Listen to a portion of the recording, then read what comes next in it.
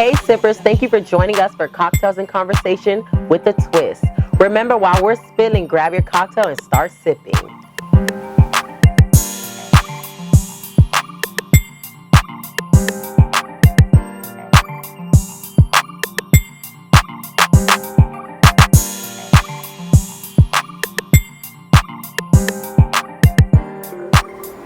Thank you for joining us for Cocktails and Conversations with a Twist. Tonight we have two amazing entrepreneurs who will be sharing their stories with us, the good, the bad, and the ugly, as we discuss what it means to live your truth. We will also be discussing leaving toxic relationships behind as we pursue our journey to happiness, liberation, and a more fulfilled life. We are here every Wednesday night at 8 p.m. Make sure you're following us on Facebook and Instagram at Cocktails and Conversation with a Twist. And most importantly, sippers, please do not forget to subscribe to our YouTube channel. Sippers, also make sure you purchase a luxurious BEDAZZLED flask.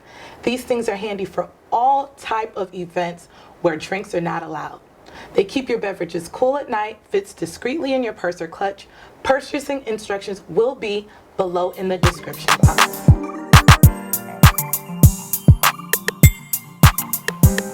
Tonight we'll be sipping on strawberry gin lemonade.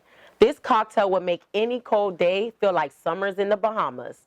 Strawberry gin lemonade will bring sunshine to any gloomy day with mixtures of delicious sweet strawberries, refreshing lemons, and to top it all off with some gin. All drink details will be listed below in the description box. Don't forget to tag us on social media if you try this drink. Our very first special guest for tonight is Aman of Aman Photography. He is a successful photographer who is based right here in South Florida, and he's also a talented makeup artist. You can follow him on his Instagram at Aman Photography. If you'd like to book Aman for any events, his booking details will be listed in the description box below. Hey, what's up, you guys? My name is Aman. I'm so happy to be here with these three beautiful ladies. Make sure you guys check me out at Aman Photography and also my makeup page, Aman MUA. And if you need any booking, just hit me up. Let me know what's up.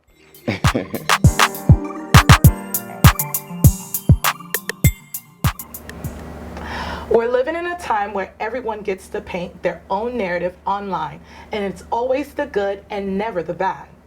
How many of us can actually say that we're living in our truth? Sippers, what does living in your truth honestly mean to you? And when do you start living in your truth? So Ahmad, you know about living in your truth because you recently came out on social media. So how was that for you? Honestly, I mean, it was very fearless. Very, very fearless. But at the end of the day, a lot of people were expecting it to happen. I just wasn't ready, but eventually it was perfect timing. It was perfect timing. Perfect timing, yeah. Why did you wait so long? I honestly was just pretty afraid. My family and I just seen how the Haitian culture was with their kids, and I just feel like my dad passed away, and they look at me as the head of the household. So it was kind of hard to be like how can you say, I don't know. It was just pretty much hard just to be the go-to person and to let somebody down, you know? Yeah. And then let you know this is the hard stage of life and how they will feel about it. So. How do they receive you now? They didn't too much. They knew, but they didn't want to believe it. Okay. Yeah, they knew they didn't want to believe it. So, but when it came to the time to say that, hey, this is what's going on, and this is how I feel about it, and it makes me happy, and then I love it more than I ever did before. And I think when they seen that twinkle in my eye, the way I talked about it, and then they was like, you know what? If it makes you happy, just do it. Just do it. Yeah. That's good. Aman, you came out to your followers on Instagram recently, but how did the coming out with your family come about? Was that something that, were they aware of it at the same time we were on Instagram, or is this something that happened prior to that? Mm-hmm. Everybody was blindsided. Okay, so that picture that you posted It was a blindsided picture. that we're gonna post, you know, Right. our sippers will see.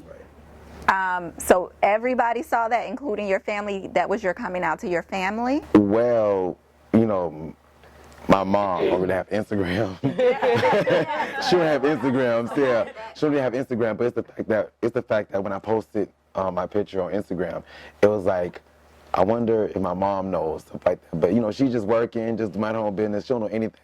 But I just felt like I should have came to her first before I did it. But I just feel like I'm so used to just like keeping things to myself, and we never had like a one-on-one conversation. So I feel like she wouldn't really understand, or she wouldn't too much hear about it. I just pretty much just like do what I got to do and just go out my separate ways. But I don't know. I did it for me. I did it for me because I wanted to live comfortably, and not to have to procrastinate or feel some type of way. And I just did it because I wanted to do it and did not give like two F's about it. But my mom, like after that, like when I told her, So you posted, and then later, I posted, let people talk, let people say what they gotta say. You let all the family members, the cousins, let the cousin know. the aunties. was lit. Yeah, it was crazy. I have my certain families of mine who I didn't even know, and that they also were going through the same situation I was going through. So I wasn't alone. So I had one of my cousins and my god sister. She inboxed me, was like, Aman, thank you. yeah, You know, and I'm getting chills about it, but it is like, she's like, I'm still battling because, you know, I have my god sister who was married to her wife, and the family does not approve of it. they don't. And so for me, it was just like, I was saying, just do whatever makes you happy. They'll come around, but they don't. It's your life. If they live theirs, just live yours. What was your mom's reaction? Ooh. The infamous Haitian. That's all she said. She said, oh. And I was like, What did you say? when I say, I didn't really tell her like that. I really didn't tell her. I think she knew when he came in the house. Okay. Yeah, she was saying like, you know, when I'm gonna see a girl when I'm gonna see a girl walking out, because it's been a while since I put a persona when I used to date girls. Okay. I'm not gonna say I was gay all my life, but I did date females, and I was in love. I really was in love with a girl within my high school, in my middle school years. So I wasn't gay all my life. I was just like trying to figure out the transition of it felt right. I just feel like where love feels good to me, that's where I put my That's where you put my blanket. Yeah. And so if honestly, like, I'm not saying I'm bisexual, but I'm gay. I'm gay, but it's like You're attracted to both. yeah, attracted to both. So I feel like it was just like I need to figure it out because I didn't want to hurt this person, hurt that person, you know. And that's one of the things I wanted to ask you. You know, a lot of times people don't realize it's a mental battle. You actually do know. Yeah. When do you think that you knew that, okay, I'm attracted to the same sex? Man, like, I'm not gonna lie to you, like,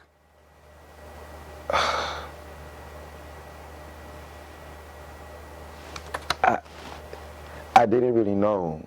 I did not know because when I was younger, I was molested in my own mom's bedroom. I couldn't figure out what was going on. I know I was being touched by a guy. So I had to keep that a secret for a long time. And I feel like I was somebody's like bitch, you know what I'm saying? So like wherever I go, I was always being touched, even in my work area. My supervisor, I've been touched there. Nobody didn't really know. I just kept going home and cried and prayed about it. And I thought it was right. It was right. It felt wrong, but it felt right. Yeah. I should have hated what happened to me, but it was just like, it's whatever. I don't care anymore. So I just kept everything to myself. So. Is this the first time you're sharing this story? It really is. It really is. Yeah, because I've never heard you you mention that. No, but I couldn't open up. Like, it just. You ever tell your mother No, my mom never knew about it. about molestation? Nobody. Knew about it. Well, I guess until now. Until now. Yeah. A lot of people try to figure out me all the time, but I couldn't figure myself at all because I was still battling with myself.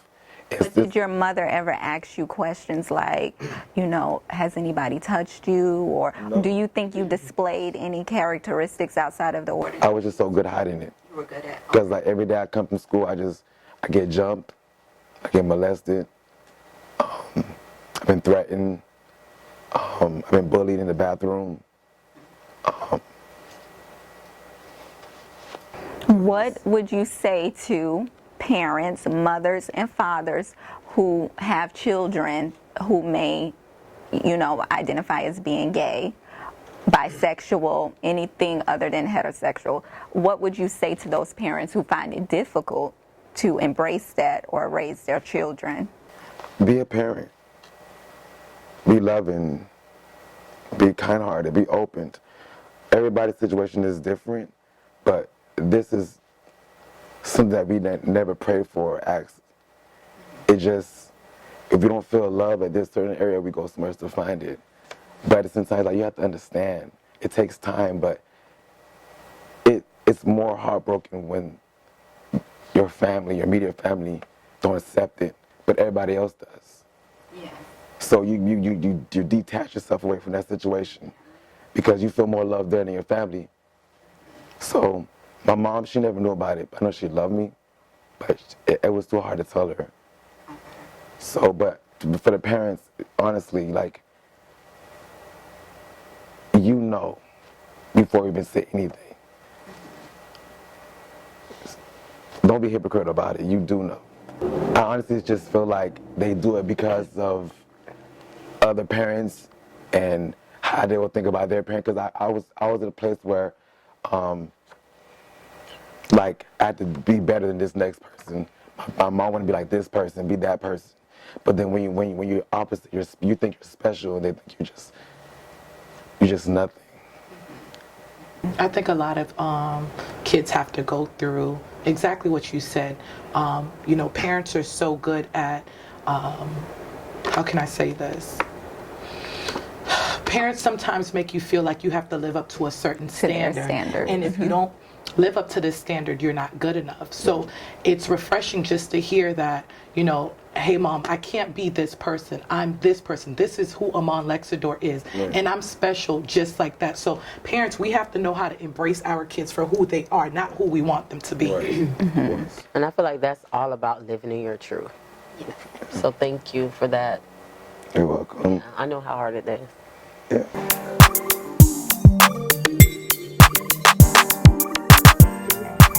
Join us in welcoming Miss Joy Polly to the discussion. Joy is a mother, prosperity pusher, multi-book author, lifestyle blogger, and transformational speaker. She authored a book entitled A Guide to Living a Liberated Lifestyle. This book serves as a practical guide on how to discover your happy place again by letting go of things you cannot control. Thank you, ladies, for having me. It was a pleasure tuning in to season 1 of Cocktails and Conversations, and I look forward to seeing what you guys have in store for this year.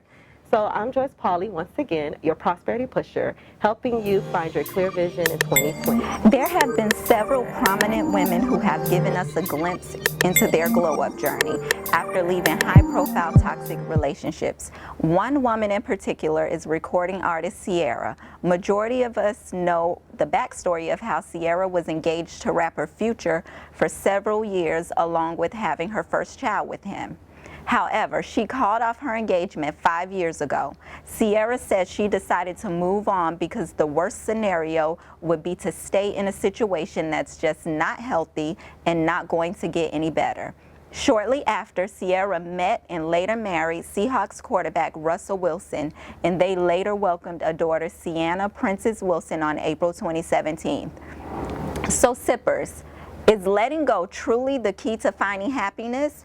Joyce, you wrote the book on this, so what are your thoughts? Great question, Shay. So first off, before we get into talking about Ciara, let's talk about Future. So I remember watching a Breakfast Club interview where he discussed that Ciara tried to change him, wanted, if they were going to have a wedding, she didn't want certain people at the wedding. So basically, she wanted him to be somebody who he wasn't. So I think there's 3 key things that I've learned after my divorce, and I've learned from writing a book. Number 1, happiness comes from within. You can't look for someone else to make you happy without being happy yourself. All right, second of all, you have to know the non-negotiables.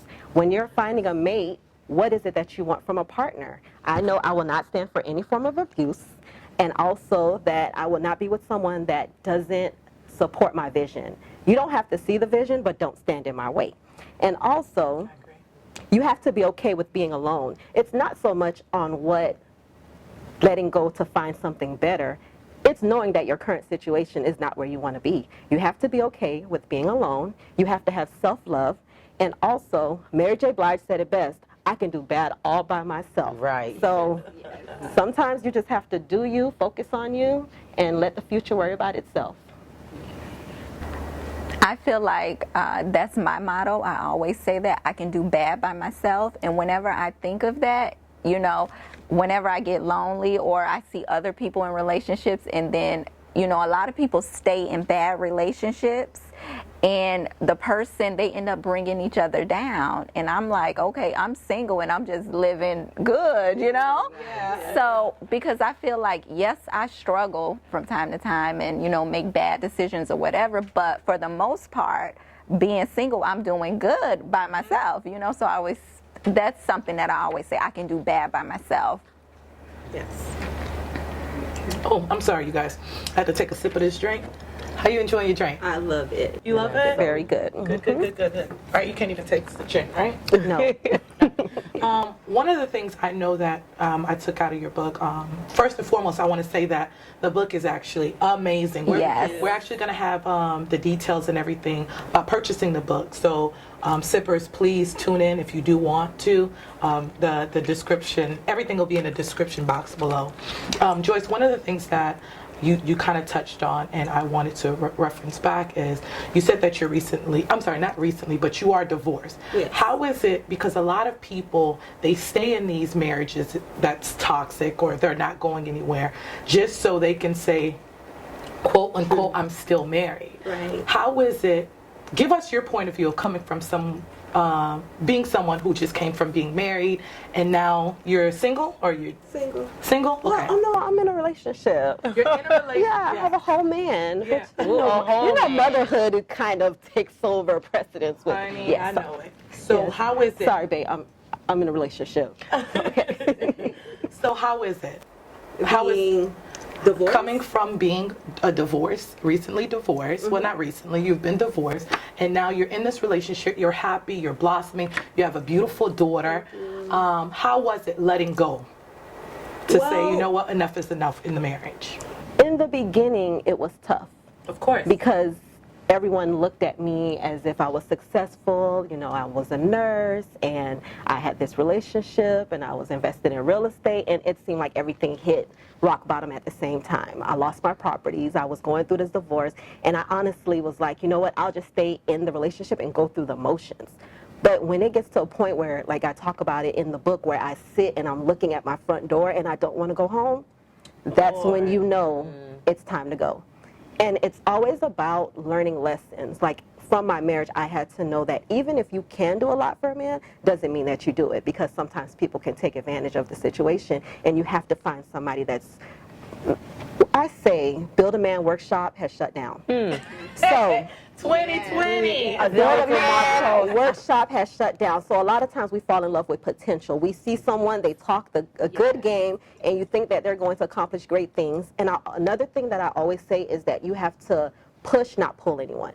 Because if you're trying to push someone, you're using more force and you're using more energy. But if you're pulling, no. Push, don't pull. Because if you're pulling someone, it's using more energy. Pushing, they're in the forefront. If they're not in the front, I can't help you. So I've learned lessons that, you know, self-love, and don't live for society. Because earlier you guys talked about living in your truth, and that's another thing. Growing up in a Haitian household, it's like you can have $1 million in the bank, but if you're not married, you're nothing. So I had to learn that, you know what, my mom can have her opinion. I love her to death. I love her to life. But at the same time, I have to know what's important to me and what my goals are, and be successful. I agree. Yes, me too. Did you have anything for Joyce? I'm sorry, Miss Joy Polly. In your book, you talked about like loving yourself. What was that journey like? The journey was going through growing up, I felt like being chocolate was not in style. Having big eyes was not in style. Having big lips were not in style. So growing up, it was like hard for me to like take compliments. If somebody would say something to me, I'm like, okay, maybe he just, trying to get some, I Yeah. thought people had ulterior motives. But it was not until like I grew up and I saw more people that looked like me on the TV screen, and I just was like, you know what, God gave me this body, I can't do nothing with it. I'm in this body for a reason, so guess what, I'm going to live my best life and start, walking around like I was Halle Berry, Jennifer Lopez, and Beyonce put together. Yes. So once the confidence was on fleek, the self-love came naturally. And I had to point out and look at all the good things that God had put on the inside of me and project it towards the outside. Because I find like the more that self-love that I have, the more that people will say, oh, well, you're beautiful. The Yes. days when I know that I'm in tune, when I've meditated, when I've turned off the radio, when I really like journal and repeat my affirmations and I go out in public, then that's when people are like, oh, wow, you're beautiful, you're radiant, you're glowing, and that's the glow from God. Yes, So I totally agree. Yes. But how was your transition from divorce to, I guess, single and then dating? Like, how did you start dating? Because I feel like I had to that's a date process. myself. Yes. Because in the book, you mentioned that, a part of the transition, living alone, that was something you had to get used to. To the silence. Yeah. I would go home and there would be no one there, and I just had to learn to deal with the silence. So that's where journaling came into play. That's when dating myself, I would sit at the bar, and shout out to Applebee's on Boynton Beach Boulevard, because many people bought me drinks because they thought something was wrong with me, because I was at the bar writing in my journal, eating my chicken wings and my wonton tacos. But guess what? It was some of the best days of my life, because you have to understand too, like right now I'm in a relationship. Right now I have a daughter, so it's like sometimes I get home from work and I'm exhausted. I don't feel like talking to anyone. I don't feel like doing anything but just get in the bed and like taking a shower, going to sleep. But at the same time, when you're in a relationship, I have to be okay, but then I have to pour into others as well, because you have that energy that you're projecting. So my whole thing is, no matter what situation you find yourself in life, whether you're single, dating, in a relationship, married, divorced, whatever it is, just be happy and make the best of every situation, and life comes out better. I think your situation is similar to Sierra's in a sense, because after her separation from Future, that's when she took the time off. She didn't go straight into another relationship. On Red Table Talk, she talks about how her journey as well to finding herself, finding self-love. She hated that she put herself in that situation to end up being a single mom. And I think what's great about your book is your book is very practical. You give steps on people who are going through situations, things that we can take, to get to better ourselves and to put ourselves in a better situation. But I like that it's to focus on us before we get into another situation. And a lot of people, they don't do that. They don't take that time off to, find themselves, figure out where they went wrong in a relationship. So how long would you say your journey lasted of, that journey of finding yourself before you got into your new relationship? Well, I would say you have to make a decision. And every year people get like a word. Like this year my word is activate. But in 2015 my word was liberation, because I felt like I was holding on to so much and the burden like was just so heavy.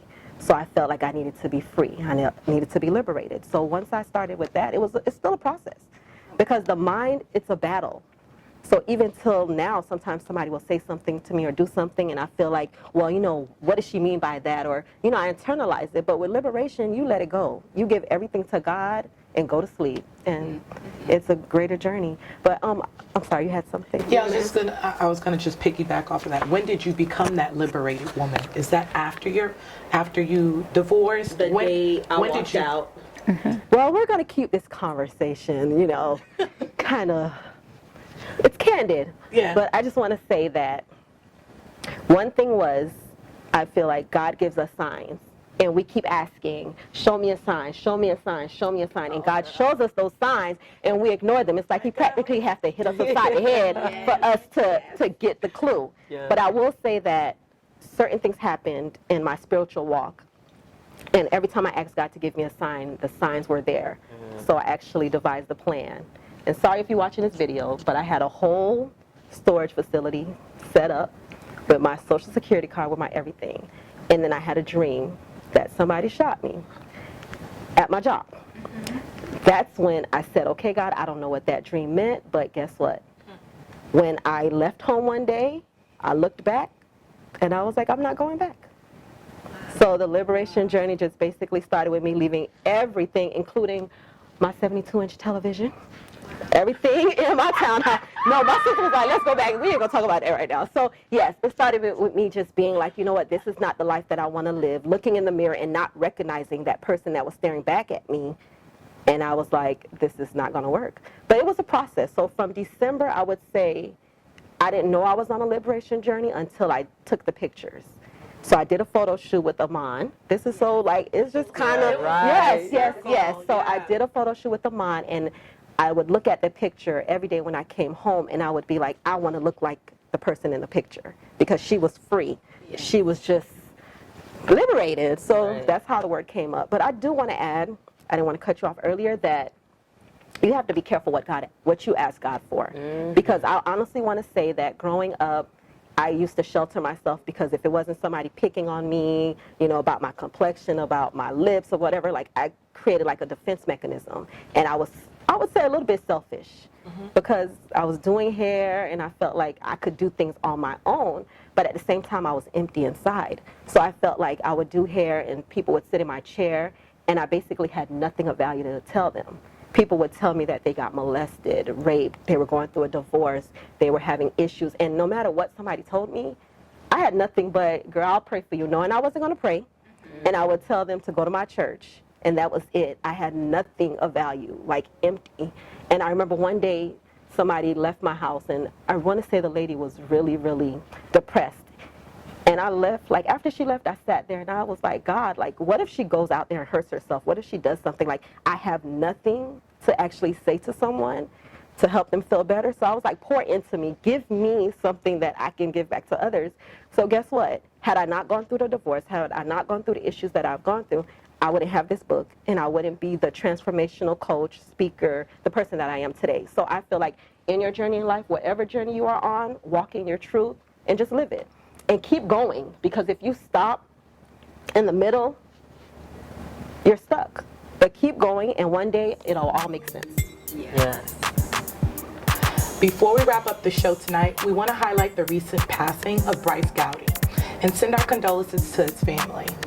This situation happened right in our backyard, and we feel like it's only right to highlight his passing as well as bring awareness to suicide prevention and mental health. If you know anyone or who's having any kind of suicidal thoughts, pick up the phone and contact the Suicide Prevention Hotline, 1-800-273-TALK. Once again, 1-800-273-TALK. We would love to keep the tea spilling, but unfortunately, we're running out of time.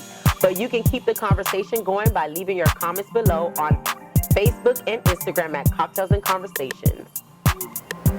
Thank you everyone for tuning in. Don't forget to like, comment, and subscribe. See you Wednesday night at 8 p.m. for Cocktails and Conversations with a Twist.